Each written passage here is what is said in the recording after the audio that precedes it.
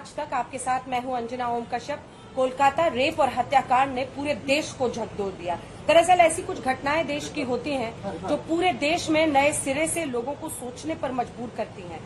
सबसे पहले केस के दर्ज होने में जो देरी हुई, परिवार का आरोप है कि कई घंटे का इंतजार उन्हें करना पड़ा अपनी ही बेटी को देखने के लिए।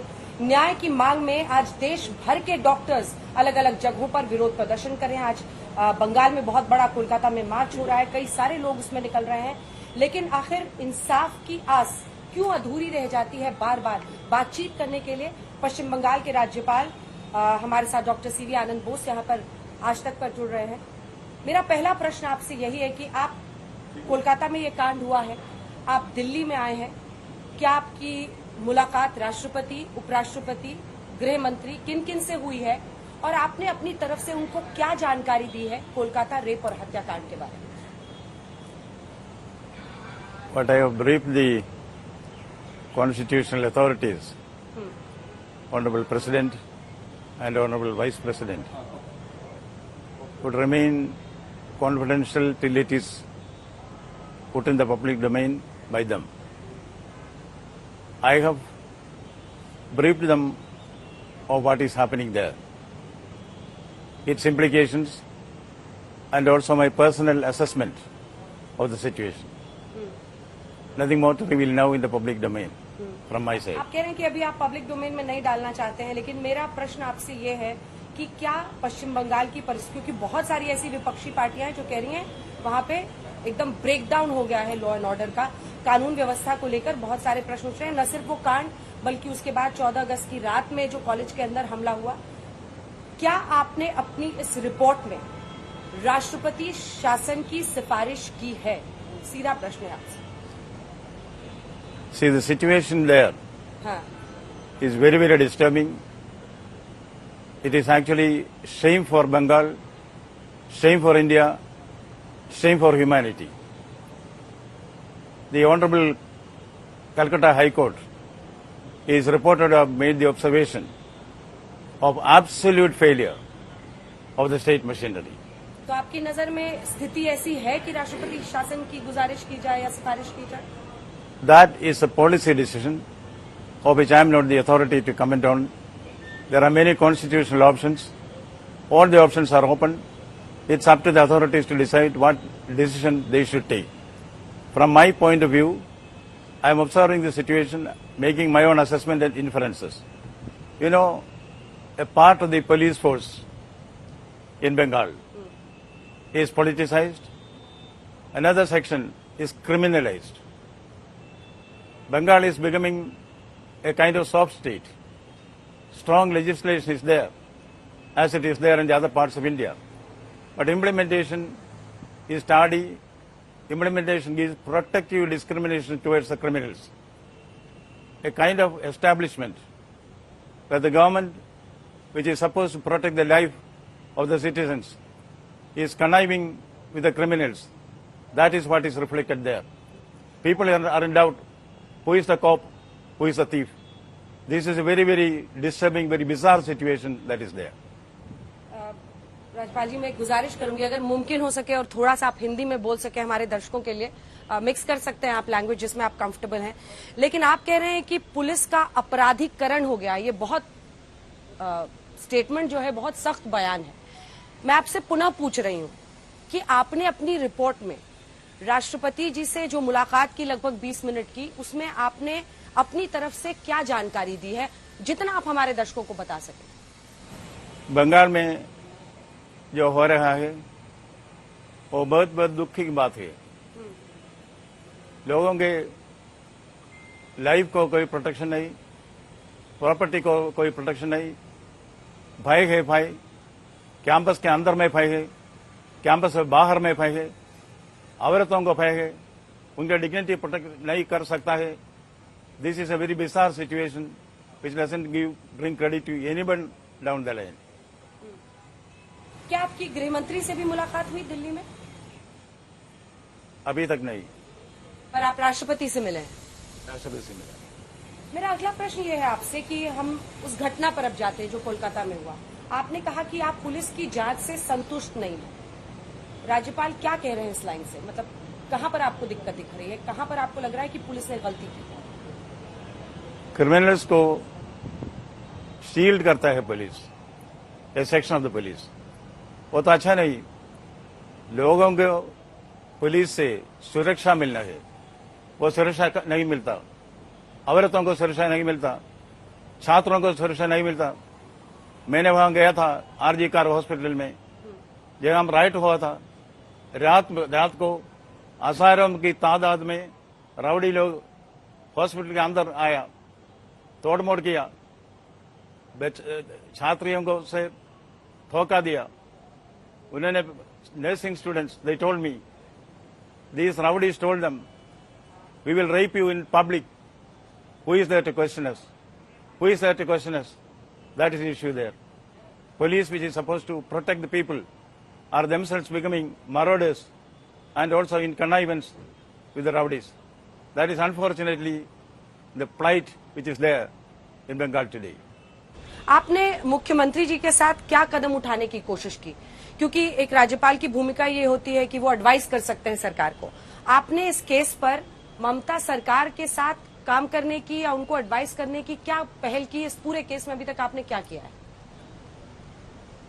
राज्यपाल का काम केवल एडवाइस नहीं, साम दान फेल दंड, ये सारा चीज करना है।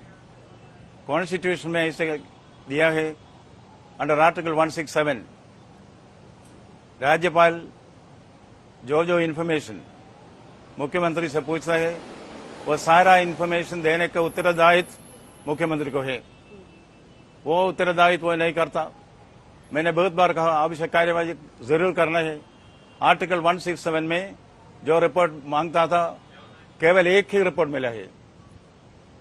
30 रिपोर्ट मांगा कॉन्स्टिट्यूशन के अंदर 167, केवल एक ही रिपोर्ट मिला। ये तो ठीक प्रशासन नहीं, ये डेमोक्रेसी नहीं। Democracy is degenerating in mobocracy, that is what is happening in Bengal now. पर वो उल्टा पत्थर आपकी तरफ उछालते हैं। उनका ये कहना है कि जो डेमोक्रेसी है, जो लोकतंत्र है, उसमें जनता ने चुनी हुई सरकार ममता सरकार है। आप पर वो आरोप लगाते हैं टीएमसी के लोग कि आप बीजेपी के एजेंट के तौर पर सरकार के हर काम में हस्तक्षेप करते हैं, जैसा बाकी राज्यपाल नहीं कर रहे हैं। ममता सरकार को तंग किया जाता है। बाकी राज्यपालों के बारे में मैं कुछ नहीं कहूंगा, मेरे बारे में मैं कहूंगा, I am doing my duty, I am not anybody's agent. I go by the constitutional proprieties. I also have a duty to the people. The oath which I have taken as a governor has two sides to it. First part, I will defend the Constitution of India. Second part is very important.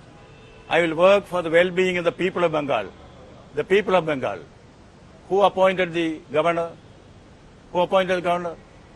Governor is appointed by the people of India. Under the Constitution, we the people of India give to ourselves this constitution. So if we are dispensers of India's destiny, Bharat Bhagya Vidhata, it is because the people wanted it that way. Therefore, as governor, my first duty is to the people, my second duty is to the people, my third duty is to the people. And the other part of your question, yes, the chief minister is selected by the people, and I am very sure the front face of government should be the elected chief minister, not the nominated governor. But one thing is the same people are rising in revolt. What we see in the streets of Bengal are people protesting against their own elected chief minister. You know, it is said, Vox Populi is Vox Dei. Voice of the people is the voice of God. What we see here in the streets of Bengal is the voice of the people, the voice of God. They are also people. A chief minister has a duty to the people. The governor has a duty to see that the constitutional duties of the chief minister are performed by her. There are umpteen constitutional transgressions there. Umpteen. There is violence. There is corruption. Constitutional transgressions are there. Intimidation is there. Muzzling the opponents is there. In democracy, we cannot suppress dissent. There, enemies, political enemies are suppressed. Dissent, people are depressed. This suppression, oppression, depression, that is what I have pointed out. That is what is happening there. That is what is causing the revolt, the emotional revolt which you see everywhere there. Now it's not a part of, it's a question of Bengal alone. Entire nation has taken it up. We see the anguish that is reflected in the streets. We cannot take it lightly, certainly not. पर पदयात्रा तो ममता बनर्जी भी कर रही हैं। आज एक यात्रा वहां हो रही है जिसमें सौरभ गांगुली, बहुत सारे जो बड़े चेहरे हैं कोलकाता के, वो भी निकल रहे हैं, लेकिन पदयात्रा तो ममता बनर्जी ने भी की है न्याय के लिए। That's very amusing. As governor, I saw the health minister complaining to the home minister, the home minister complaining to the chief minister. When I saw the distribution of portfolios, I find health minister is the home minister is the chief minister, and the chief minister, who is supposed to find a solution to this, is causing problems there. You know, there are two sets of elected representatives, chief ministers. One set is those who find solutions to problems. Others are those who find problems and solutions. I am now confused. To which category does my chief minister belong to? It is seen reflected. The government is supposed to protect the life of the people, not protest. Not protest, they have to protect. That difference is there. That difference has been blurred. People are throwing their hand in despair. The fault year of ratio is not in our stars that we are underlings. That should not be there. People need protection from government. Government's duty is to see that life and property are protected. It's a fundamental right under the Constitution of India. Right to life. Even that fundamental right is not guaranteed by the present government. That is a malay which is there in Bengal law. Police commissioner पर आते हैं। Kolkata police commissioner पर आपको क्या कहना है, क्योंकि उनकी भूमिका को लेकर कई लोगों के अब उनकी पूरी ताकत जा रही है। वो करीब 200 लोगों को उन्होंने सोशल मीडिया पर भ्रम फैलाने के आरोप में वो नोटिस थमा रहे हैं। वो टीएमसी के सुखेंदु साहब जो सांसद हैं उनको है, लॉकेट चैटर्जी है, बहुत सारे लोगों को वो नोटिस भेज रहे हैं कि पुलिस के खिलाफ भ्रम फैलाया जा रहा है, पुलिस ने अपना काम सही किया है। क्या आपको लगता है कि कोई एक्शन, चूंकि वो लीड करते हैं पुलिस फोर्स को वहां पर, और जो दोषी अगर पुलिस वाले पाए जाते हैं उस रात की तफ्तीश में, उनके खिलाफ होना चाहिए? I have made it very clear. The police have failed in their duty. The police commissioner, being a junior officer, I do not want to comment on him as a person. But as a police force, they have failed in this critical hour. This notice Raj, intimidation Raj, detention Raj, that is a problem there. That has to go. Police have to improve themselves. The police minister has to enforce discipline. Police have to behave like police. The primordial question, who is a thief, who is a cop, should not be there. बस आप police की भूमिका पर सवाल उठा रहे हैं तो जाहिर है राज्यपाल जी आपने कुछ फैक्ट फाइंडिंग की होगी। कई लोग ये आशंका जाहिर कर रहे हैं कि गैंगरेप तो नहीं हुआ था। पीएम रिपोर्ट को देखकर कई सारे जो चोटें आई हैं, क्या आपको भी ऐसी आशंका है? आपकी जानकारी क्या कहती है? इन्वेस्टिगेशन हो रहा है। हाँ। सुप्रीम कोर्ट के इसके बारे में कॉग्निसेंस लिया है। हाँ। इन्वेस्टिगेशन के डिटेल्स के बारे में मैं कुछ नहीं कहूंगा। इन्वेस्टिगेशन, इंडिपेंडेंट इन्वेस्टिगेशन होना है, सच साबित होगा। इन्वेस्टिगेशन के बाद सच्चाई, सच जो है वो जरूर बाहर निकलेगा। Let's wait. परिवार वालों ने आपको क्या बताया? उनकी वेदना क्या है, उनका दर्द क्या है, उन्होंने आपसे क्या शेयर किया? मैंने उनके परिवार से बात किया, एक बार नहीं 2-3 बार गया। हाँ। उनसे मिलने के लिए मैं जाता हूँ। वो बहुत परेशानी है, उनको भी धोखा देता है, इसलिए उसके डिटेल्स में पब्लिक में नहीं कहूँगा। बहुत मुश्किल की बात है। मैंने उनसे कहा चिंता मत करो, हम सब आपके साथ है, वो ठीक है, सारे समाज उनके साथ है, फिर भी सबसे ठीक नहीं। यू नो, ऐसा कहता है तेरा साई तुझ में जो पुखपन में बास, कस्तूरी का मिर्ग जो फिर ढूंढे खास, तेरा शक्ति तुझ में। बंगाल के लोगों को पहचानता है, तेरा शक्ति, आंतरिक शक्ति पहचानना है।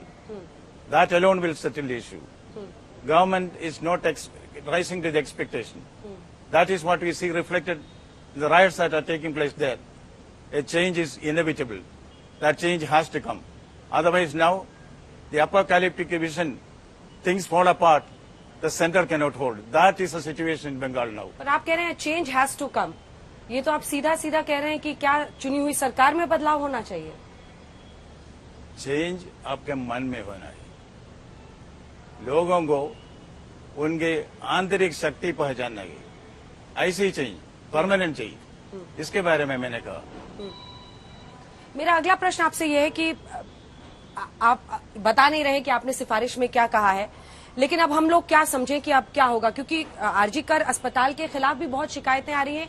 एक डॉक्टर सामने आए हैं, सुपरिंटेंडेंट सामने आए हैं, आज तक पर उन्होंने बताया है कि मार्क्स में हेराफेरी, पैसे लेकर पास कराना, पैसे लेकर रोक देना, वहां पर जो बायोमेडिकल चीजें हैं उनकी धांधली का आरोप है, टेंडर्स में गड़बड़ी का आरोप है। क्या भ्रष्टाचार के ऐसे इल्जाम आप तक भी पहुंचे थे? क्या आपने कभी कोई कार्रवाई इस पर की है? क्या किसी डॉक्टर से जब आप बात कर रहे थे उन्होंने ऐसी कोई शिकायत आपसे की बतौर राज्यपाल? मैंने स्टूडेंट से बात किया, डॉक्टरों से बात किया, पब्लिक मैन से बात किया, ये लेडी के पेरेंट्स से बात किया। इन्वेस्टिगेशन हो रहा है, सुप्रीम कोर्ट इसमें कॉग्निजेंस लिया है। धीरे धीरे सच बाहर आएगा, ऐसा कहता है। धीरे धीरे रे मना, धीरे सब कुछ होई, माली सिंजे सौगड़े, ऋतु आए फल होई। Let's wait in democracy, you will get justice. But ऐसा तो नहीं कि जब तक कोलकाता पुलिस कर रही थी तो सबको जल्दी जस्टिस चाहिए था, अब सीबीआई केस को देख रही है तो जस्टिस में इंतजार करें। सवाल यह है कि सीबीआई को भी तो टाइम बाउंड तरीके से अपना पूरी जांच करनी होगी। सीबीआई पूरा कोशिश करता है, कोर्ट का सुपरविजन है, पब्लिक का सुपरविजन है, मीडिया का सुपरविजन है। जरूर सच बाहर आएगा, जल्दी आएगा, डिले नहीं होगा। Let's wait for the best. अब मैं 2-3 सवाल अब आपसे पूछ रही हूँ। पहला प्रश्न ये है कि आपको किस वजह से शक हो रहा है? क्योंकि देखिए बहुत सारी बातें हैं जो सामने आती हैं, फिर टीएमसी वाले लोग कहते हैं ये अफवाहें फैलाई जा रही हैं। क्या आपने पोस्टमार्टम रिपोर्ट की डिटेल स्टडी की है? क्या परिवार वालों ने आपको कुछ ऐसा बताया है? क्या डॉक्टर्स ने ऐसा कुछ कॉन्क्रीट बताया है जिसकी वजह से आप पूरे इन्वेस्टिगेशन को कोलकाता पुलिस के जांच के घेरे में खड़ा कर रहे हैं और यहां तक कह रहे हैं कि कोलकाता पुलिस या पुलिस बंगाल में आपराधिक हो गई है? इसकी वजह क्या है? ये गंभीर आरोप है। इन्वेस्टिगेशन हो रहा है। हाँ। इन्वेस्टिगेशन के बीच में राज्यपाल कोई ओपिनियन देना अच्छा नहीं। सारे लोग आप तो ममता सरकार के खिलाफ तो आप खुलकर बोल ही रहे हैं कि आपको लग रहा है ममता ये नहीं कर रही, ममता वो कर रही है। राज्यपाल भी ऐसा खुल के कहां सीधा सरकार के खिलाफ बोलते हैं? इस सरकार से जो जो एडवाइस उनको देना है मैं देता हूं। कॉन्स्टिट्यूशन में जो जो अधिकार मुझे दिया है वो भी यूज करता हूं। पर तो राज्यपाल के रूप में जब मैं इलेक्टेड गवर्नमेंट को कोई आदेश निर्देश देता, बैलेंस होना है। इसलिए मेरे मन में जो ओपिनियन मैंने लिया है वो पूरा बाहर अभी बता नहीं सकता। वो मेरे रिपोर्ट में होगा, मेरी ब्रीफिंग में होगा, सच बाहर आएगा। थोड़ा वेट करना है। पर क्या आप कुछ बिंदु भी पॉइंटेड बातें नहीं बता सकते जिसकी वजह से राज्यपाल इतने बड़े प्रश्न खड़े कर रहे हैं जांच में कि किस फैक्ट पर आपको शक है? पुलिस की कौन सी बात पर आपको शक हुआ? I will see the entire situation in its entirety. There is violence in the Bengal society now. Unbridled violence is there. Rampant corruption is there. From the part of the elected government. Constitutional transgression is there, which is very, very important. Very important. Intimidation is there. Financial mismanagement is there. All these things put together has made the government look bleak in its performance. All these aspects, as a responsible governor, I have analyzed, I have taken action. All these actions will certainly culminate into what is democratically proper, what is constitutionally proper. When it will come, how it will come, it's not a matter of a single man's decision. There is a constitutional system in the state, in the country. I am moving the system. That system will certainly respond in the appropriate manner, in the appropriate time. No doubt about that. Till that time, As a governor, I am expected to follow circumspection. Therefore, whatever I have in my mind, I am not able to speak it out in public. But I tell you, Indian democracy has the inner strength to face any situation. This situation which is happening in Bengal is not something which is beyond the control of the nation. Nation will act. Bengal expects every man to do his duty. India expects every man to do his duty. That duty will be done. Indian democracy will thrive over the mobocracy which is now seeing in the streets of Bengal by the failure of the government. उनका आरोप इसी वजह से तो है, आपकी भाषा की वजह से उनका आरोप है। वो ये कहती हैं कि आप षड्यंत्र का हिस्सा हैं, जिसमें एक चुनी हुई सरकार को गिराने की साजिश के तहत आप अपनी रिपोर्ट देने के लिए खुद दिल्ली आ गए हैं। आप लोग राष्ट्रपति शासन लगाना चाहते हैं, चुनी हुई सरकार को गिराना चाहते हैं। In democracy, everyone has a right to speak out their mind. What the ruling party in Bengal says against the governor is their right. I do not object to that. I am not above criticism. Their criticism is welcome. In fact, critics are the great teachers. They hold a mirror to you. I welcome that. But what I will do as a governor will certainly be within the confines of the Constitution of India and also the rules of propriety. That will be done. But till that time, I would like to keep quiet on the contents of my briefing to the government. चलिए एक आखिरी प्रश्न आपसे, क्योंकि TMC का एक दूसरा आरोप आप पर यह है कि जिस राज्यपाल के दफ्तर पर खुद सेक्सुअल हरासमेंट के केसेस हैं, वो इस केस में किस हैसियत से बोल सकते हैं, किस तरह से बोल सकते हैं, इस पर आपका क्या That's an excellent question. May I make it very clear? This is not a fight between the Chief Minister and the Governor. An individual called Mamata Banerjee concocted some allegations against an individual called Anand Bose. That affected my self-respect. I sued her as an individual for defamation. That case is before the High Court. High Court has issued an order never to continue these defamatory statements. Since it is sub judice, I do not want to comment on that. I would like to make you very clear. These are two different issues. Not any fight between the governor and the chief minister. It's a fight between two individuals. Once again repeat, Mamata Banerjee concocted false allegations against me. I have challenged her in the most proper way, that is going to the court. It is sub judice. Let us wait for it. कब तक हम माने कि आपकी report का कुछ हिस्सा सामने आएगा जो आपने राष्ट्रपति को दिया है, या कुछ जानकारी उससे आएगी? क्योंकि आप तो यही कह रहे हैं कि मैं उसके बारे में पब्लिक स्पेस में खुद नहीं बताऊंगा। तो फिर जनता जो ये सोच रही है कि राज्यपाल साहब दिल्ली आए हैं और कुछ बदलेगा, तो उनको क्या समझ में आएगा, उनको क्या पता चलेगा? उनके लिए दो लाइन में तो आप बताइए कुछ। कब तक वेट करना है? हाँ। When will it happen? हाँ। I'll give you two answers. हाँ। One small answer, one long answer. हाँ। The small answer, when will it happen? Short answer is soon. Long answer is as soon as possible. छोटा जवाब है जल्दी, और लंबा जवाब है जितना जल्दी मुमकिन हो सकेगा उतना होगा। राज्यपाल जी, आपने आज तक पर आकर तमाम सवालों के जवाब दिए, आपका बहुत बहुत धन्यवाद। तो खुद पर जो सेक्सुअल हरासमेंट के केस के मामले में उन्होंने कहा कि मैंने मानहानि का मुकदमा ममता बनर्जी पर दायर किया हुआ और हाईकोर्ट में उसकी सुनवाई हो रही है, और एक राज्यपाल के तौर पर वो मानते हैं कि उनकी भूमिका अहम है, और इसीलिए उन्होंने केंद्र में आकर यहां पर आकर राष्ट्रपति को बंगाल की स्थितियों के बारे में अवगत कराया है, और एक्शन पर वो कह रहे हैं कि जल्दी होगा, जितना जल्दी मुमकिन हो उतना जल्दी हो सकता है। देश दुनिया की बाकी खबरों के लिए आप देखते रहिए आज तक।